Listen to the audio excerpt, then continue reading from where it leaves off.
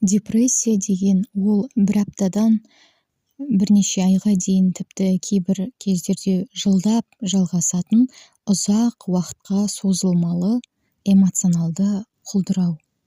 Эмоционалды түрде адамның салы суға кеткендіктен ол шынайы өз өмірінде көп нәрселерді істеуден қалады. Және де депрессиядан шығуға көмектесетін бір жол ол еңбек. Яғни физикалық түрдегі істеген әрекет, еңбек. Мәселен, үй жинау деген сияқты, немесе тамақ пісіру.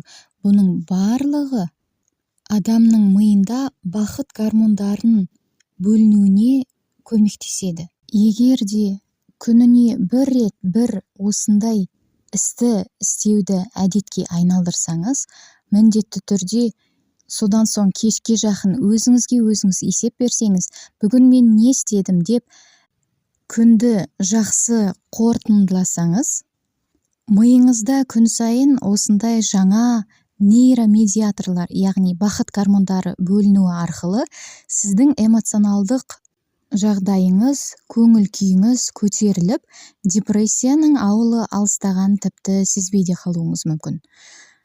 Адамды адам қылған еңбек деген ол өте дұрыс айтылған сөз. 21 ғасырда көп адамдардың жұмысы онлайн түрде атқарылатындықтан, онлайн түрде барлығын істеп ақша табуға болатындықтан, адамның қимыл қозғалысы бәсеңдеген, тіпті өте азайды десе де болады.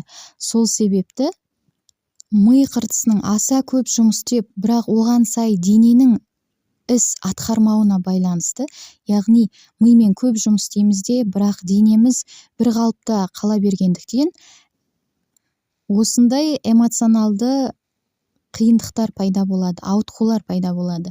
Сондықтан депрессиядан шығамын десеңіз, міндетті түрде күніге бір істі істеуге, физикалық істі істеуге әдеттеніңіз. Депрессия сізге жоламайтын болады.